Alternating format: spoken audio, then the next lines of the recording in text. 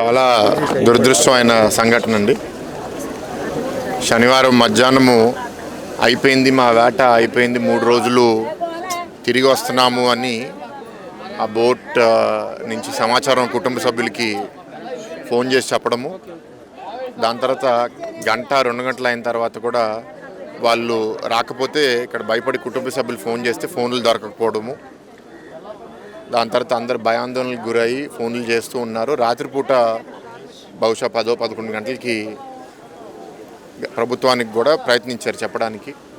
చాలా లేట్ అయిపోయింది కాబట్టి నెక్స్ట్ డే ఎర్లీ మార్నింగ్ సూర్యుడు వచ్చిన వెంటనే రెస్క్యూ ఆపరేషన్స్ కోస్ట్ గార్డ్ 2 షిప్స్ని డిప్లాయ్ చేసింది, కనకలత అని, వీరా అని.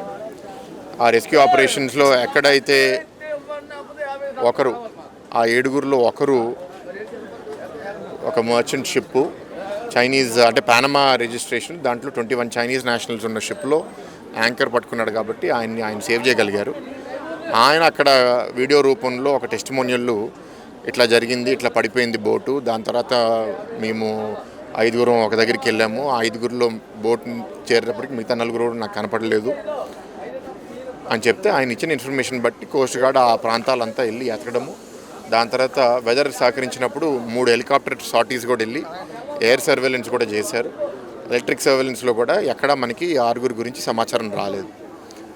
సో ఆల్రెడీ కుటుంబ సభ్యులు ఏంటి అంటే అనుకునేది అయిపోయిందని భయపడుతున్నారు. నేను కూడా చెప్పింది ఏంటి అంటే ఇప్పుడు కోసం పరిస్థితి బ్యాడ్గానే ఉంది, కానీ మనం పూర్తిగా ఆశ వదులుకోవడానికి మంచిది కాదు. 72 గంటల దాకా ప్రయత్నం ప్రభుత్వం పెడుతుంది. 72 గంటల తర్వాత మనకి స్పష్టంగా తెలవబోతుంది. కోస్ట్ గార్డ్ కూడా అఫీషియల్గా మనకి స్టేట్మెంట్ ఇస్తారు. ఆ 72 గంటల తర్వాత మన కుటుంబాలని ఎట్లా ఆదుకోబోతున్నాము అనేది ప్రభుత్వం అప్పుడు తప్పకుండా మనం జవాబిస్తాం. కానీ దాని లోపలే ఇది చేయాలి అది చేయాలి అంటే దాని అర్థం మన ఆశ వదిలేసుకున్నాము, చనిపోయారు అనేది అది కరెక్ట్ కాదు నేను నమ్మడం. ఎందుకంటే దేవుడి దయ వల్ల ఇంకొకరు బతికినా సరే ఈ ప్రతి ప్రాణం ఇంపార్టెంట్ కదా.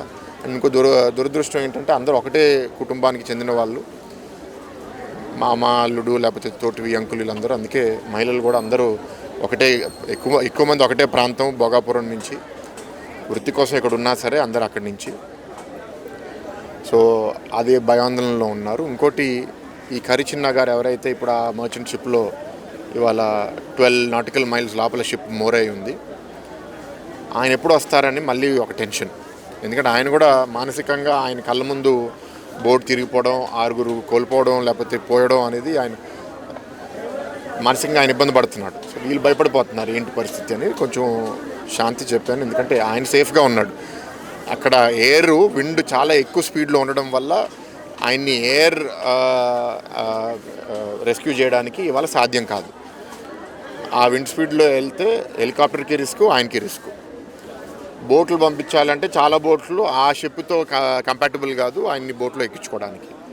మనకి పోర్ట్లో కొన్ని టగ్ బోట్స్ కంపాటబుల్ అని న్యూస్ వచ్చింది, కానీ ఆ టగ్ బోట్స్ ఇప్పుడు ఆ వెదర్లో అక్కడికి వెళ్ళడానికి భయపడుతున్నారు. సో వాళ్ళని ఇవాళ మనము అంతా అసెస్ చేసి వాళ్ళని మనం కన్విన్స్ చేస్తున్నాము. బహుశా త్వరలో గంటన్నరలో వాళ్ళు కానీ బయలుదేరగలిగితే రాత్రికల్లా తిరిగి ఆయన్ని తీసుకుని రాగలుగుతాం. అది ఆయన తొందరగా వస్తే వీళ్ళు కొంత వాళ్ళు ఏంటంటే నాకు ఇన్ఫర్మేషన్ లేదు, మాట్లాడలేకపోతున్నాము అనే ఒక భయాందోళనలో ఉన్నారు కాబట్టి అది కొంతవరకు తగ్గుతుంది. కానీ 7గురిలో 6 దొరకపోవడం చాలా బాధాకరమైన విషయం. So very sad. ఆ వెదర్ కూడా మరి ఎందుకు జరిగింది, ఎట్లా జరిగింది, ఆ పోస్ట్ మార్టం అనేది తర్వాత దాకా మనకి తెలియదు. ఎందుకంటే ఆ ఎగ్జాక్ట్ ఏ కారణం వల్ల బోట్ జరిగిందని కూడా మనకు తెలియదు. బోట్ రిమైన్స్ కూడా మనకి ఇంకేమీ దొరకలేదు. So they will search. ప్రభుత్వంలో ఇప్పుడు అది కోస్టల్ సెక్యూరిటీ ఇన్ఛార్జ్ కూడా గోపీనాథ్ జట్టి గారు ఉన్నారు, rural DIG. So rescue operations దగ్గరుండి ఆయన మానిటర్ చేస్తున్నారు. నేను ఊరిలో లేను, కానీ నిన్న స్థానికంగా ఎమ్మెల్యే వంశీకృష్ణ గారు, భోగాపురం నుంచి మా టీడీపీ ఇన్ఛార్జు మంత్రి గారు, అందరూ, శ్రీనివాస్ గారు, అందరూ వచ్చి కుటుంబాలని ధైర్యం చెప్పడానికి ఇక్కడ వచ్చారు. అండ్ నెక్స్ట్ కార్యాచరణ ఏంటనేది మనకు వచ్చే అప్డేట్స్ బట్టి we will decide and will move forward.